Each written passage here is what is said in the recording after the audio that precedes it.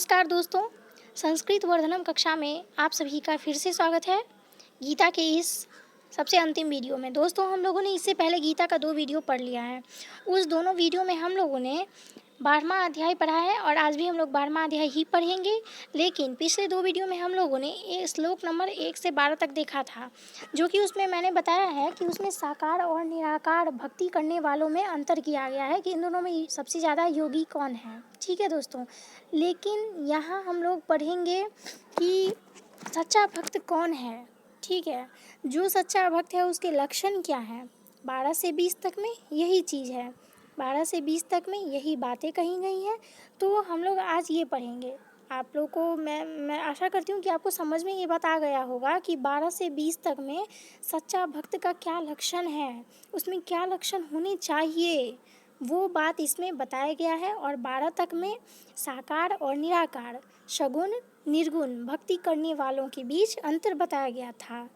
ठीक है दोस्तों, मैं अभी उसको इतनी डिटेल से नहीं बता पाऊँगी। आप अगर वो वीडियो आपने नहीं देखा है तो आप देख लीजिए, मैंने यहाँ नीचे डिस्क्रिप्शन बॉक्स में लिंक दे रखा है। तो चलिए दोस्तों, हम लोग आज का ये आरंभ करते हैं। देखिए, अद्वेष्टा सर्वभूतानां मैत्रः करुण एव च निर्ममो निरहंकार समदुख सुख शमी संतुष्ट सततं योगी यतात्मा दृढ़ निश्चय मयार्पित मनोबुद्धियो मद्भक्त स्वामी प्रिय। दोस्तों, मैंने पिछले वीडियो में भी बताया था कि जिस जिस श्लोक में हाईलाइटेड है आपको वो श्लोक याद करने ही हैं, जो कि इसमें 20 श्लोक हैं और 20 में से लगभग 9 में मैंने हाईलाइट किया है, जो कि बहुत ज़्यादा महत्वपूर्ण है। तो आप वो याद कर लीजिएगा जो परीक्षा में काम आए। तो देखिए दोस्तों, इसका अर्थ क्या हुआ। जो पुरुष सब भूतों में द्वेष भाव से रहित, स्वार्थ रहित, सबका प्रेमी और हेतु रहित दयालु है तथा ममता से रहित, अहंकार से रहित, सुख दुखों की प्राप्ति में क्षमावान है, अर्थात अपराध करने वालों को ही अभय देने वाला है, तथा जो योगी निरंतर संतुष्ट है, मन इंद्रियों सहित शरीर को वश में किए हुए है और मुझ में दृढ़ निश्चय वाला है, वह मुझ में अर्पण किए मन वाला मेरा भक्त मुझको प्रिय है। ठीक है दोस्तों, आपको समझ में आ गया होगा कि जो पुरुष सभी द्वेष भाव, ईर्ष्या, ठीक है, स्वार्थ से रहित, दयालु है और ममता से रहित है, ठीक है, अहंकार से रहित है, सुख दुखों की प्राप्ति में सम है, क्षमावान है, अपराध करने वालों को क्षमा कर देता है, ठीक है, सभी परिस्थिति में संतुष्ट रहने वाला है, अपने इंद्रियों को वश में करके वो भक्ति में लगा रहता है, ठीक है, बुरा कर्म न करने वाला। तो ये ऐसा भक्त भगवान को प्रिय है, ऐसा भगवान ने बताया है। ठीक है, अब देखिए आगे देखिए, यस्मान्नो द्विजते लोको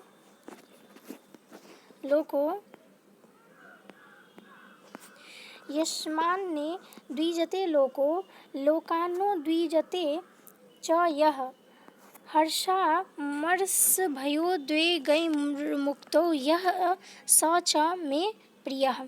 ठीक है दोस्तों, ये श्लोक है।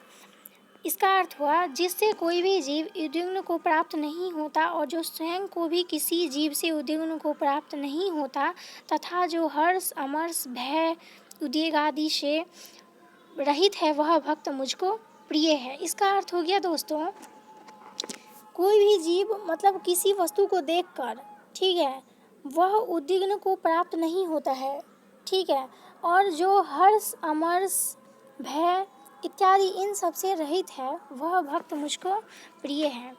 ठीक है, इसके बाद देखिए, अनपेक्षः सुधीर दक्ष उदासीनो गतव्यथः सर्वारंभा परित्यागी वो मद्भक्तः स्वामी प्रिय।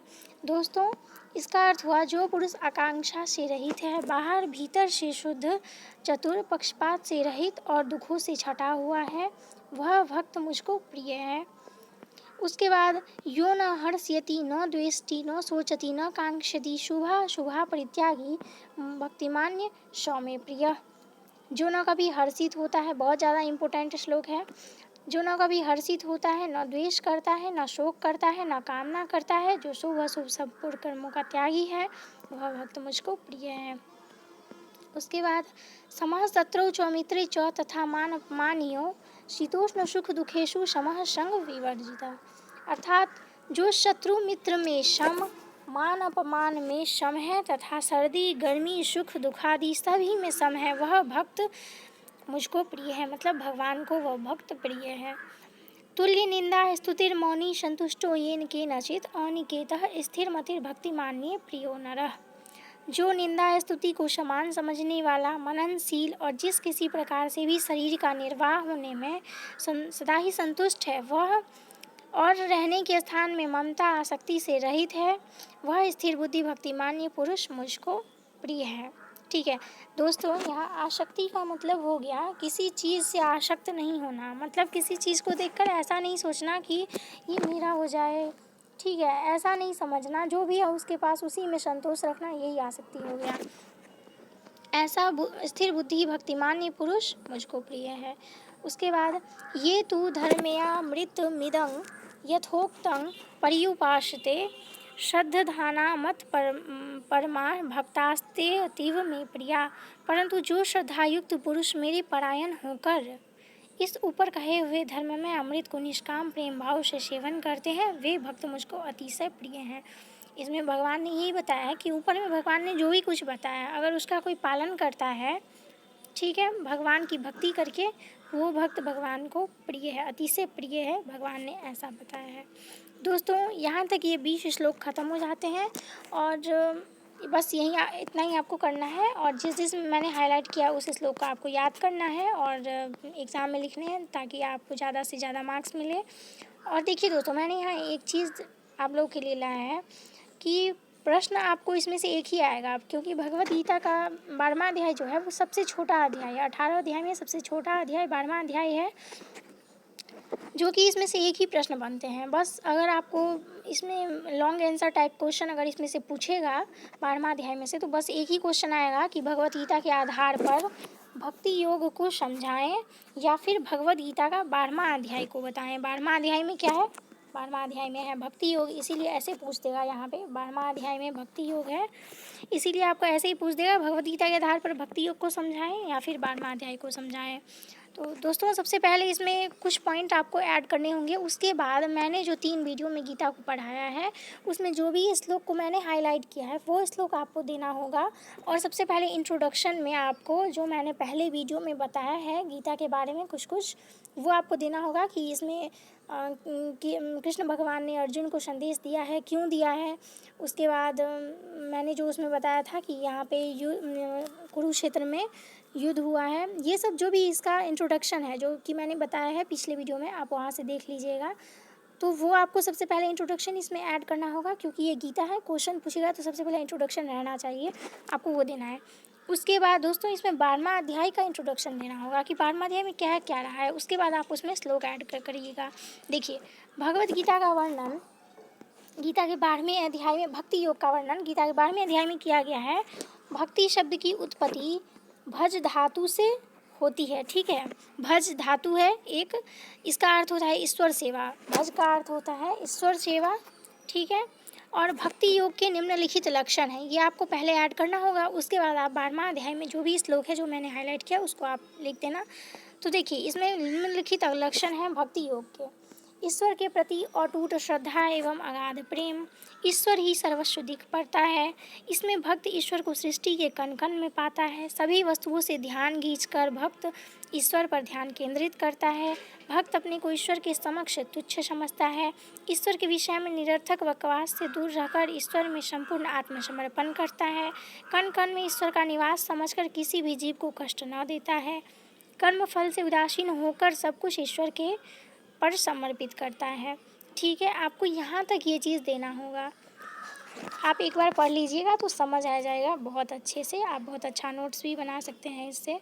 अब देखिए, ये क्या है कि बीच में ना कुछ कुछ भक्ति के बारे में बताया गया है, मतलब भगवद गीता में कुछ कुछ भक्ति के बारे में 12वां अध्याय से को छोड़कर, 12वां अध्याय में तो भक्ति योग ही है, और उससे पहले 9वें अध्याय में और 7वें अध्याय में कुछ कुछ बताया गया है। ये श्लोक आप समझ लीजिए तो कुछ कुछ आप भक्ति योग में इसको समझ सकते हैं, ठीक है। देखिए, इसमें है यो यो यांग यांग तनुन भक्त श्रद्धार्ची तुमिच्छति तस्य तस्याचलांग श्रद्धांग तामेव विदधाम्यहम्।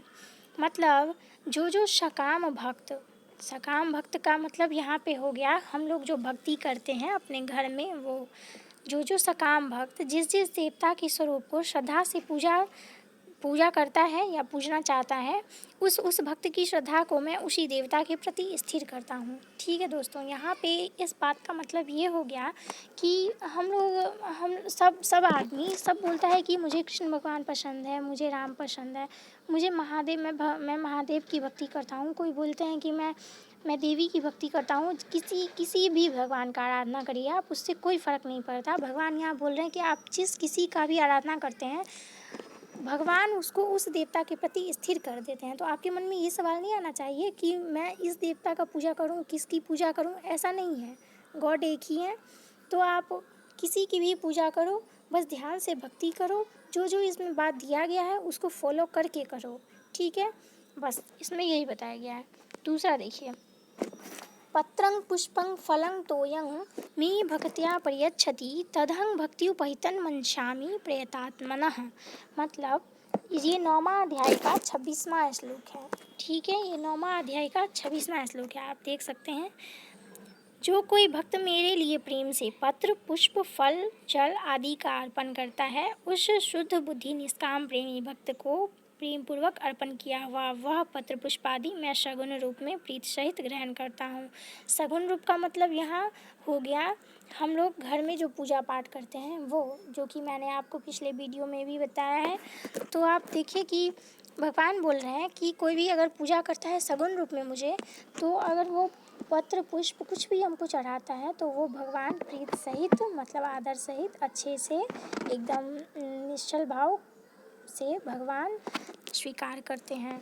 उसके बाद देखिए, यत् करोषि यत् स्नासि यत् जुहोषि ददाति यत् पश्यसि कौन्ते तत्कुरुष्व मदर्पणम। ये 9वां अध्याय का 27वां श्लोक है। हे अर्जुन, तू जो कर्म करता है, जो खाता है, जो हवन करता है, जो दान देता है, जो तप करता है, वह सब मेरे अर्पण कर। ठीक है, भगवान इसमें वो बोल रहे हैं, भक्ति योग का ही ये एक विषय है। उसके बाद माही पार्थ व्यपाश्रित येपि स्युः पापयोनिः स्त्रियो वैश्यास्तथा शूद्रास्ते अपि यान्ति परां गतिम्। बहुत ज़्यादा महत्वपूर्ण है ये। इसमें बोल रहा है, हे अर्जुन, स्त्री, वैश्य, शूद्र, पापियोनी, चांडालिनी, जो कोई भी हो वो मेरे शरण होकर परम गति को प्राप्त होते हैं। अर्थात कोई भी हो, ठीक है, चाहे वो कितना बड़ा पापी भी क्यों ना हो, अगर वो भगवान की भक्ति करता है उसको परम गति तो प्राप्त होता ही है। ठीक है, भगवान इसमें ये बात बोल रहे हैं, आप कोई भी हो भगवान की भक्ति करें। और सही में दोस्तों, भगवान की भक्ति हमेशा करनी चाहिए। कुछ मतलब इतना टाइम मिलता है, इस बहुत बड़ी ज़िंदगी है, बहुत टाइम मिलता है, लेकिन कुछ टाइम नहीं, कुछ तो कम से कम सुबह शाम भी भगवान की भक्ति करनी ही चाहिए। और अगर हो सके तो उससे ज़्यादा भी करना चाहिए, लेकिन भगवान की भक्ति ज़रूर करनी चाहिए, इससे बहुत कुछ मिलता है। अभी भगवान की महिमा को वैसे भी कौन जानता है, लेकिन भक्ति करने से बहुत कुछ मिलता है। इस जीवन में नहीं, अगले जीवन में ज़रूर मिलता है। ठीक है दोस्तों, अब देखिए, अतः गीता में भक्ति मार्ग को अधिक महत्व दिया गया है। व्यक्ति ईश्वर की सच्ची आराधना करके उनका कृपा पात्र बन सकता है और मोक्ष को प्राप्त कर सकता है। ठीक है दोस्तों, ये आपका भक्ति योग समाप्त हो गया। दोस्तों, मैंने भक्ति योग में इस 3 श्लोक को अलग से ऐड किया है, मतलब 12वां अध्याय का ये श्लोक नहीं है। अगर आपको याद करने का मन हो, अगर अच्छा लगे, अगर वैसे भी श्लोक अच्छा है, अगर अच्छा लगे तो आप याद कर सकते हैं। और इस भक्ति योग में प्रश्न आए तो आप उसको ऐड कर सकते हैं, कोई भी दिक्कत नहीं है। और इस 12वें अध्याय में 9 श्लोक हैं जिसको मैंने हाईलाइट किया है, उसको आप पक्का याद कर ही लीजिएगा। मैंने इस बात को बहुत बार बताया। तो ठीक है दोस्तों, आज गीता का 12वां अध्याय पूरा ख़त्म हो गया। 3 वीडियो में ये पूरा समाप्त हो गया। अब हम लोग रामायण जो पढ़ रहे थे उसके आगे का वीडियो रामायण देखेंगे, उसके बाद महाभारत, बस उसके बाद आगे बढ़ते रहेंगे, ऐसे ही पढ़ते रहेंगे। ठीक है दोस्तों, तब तक के लिए धन्यवाद।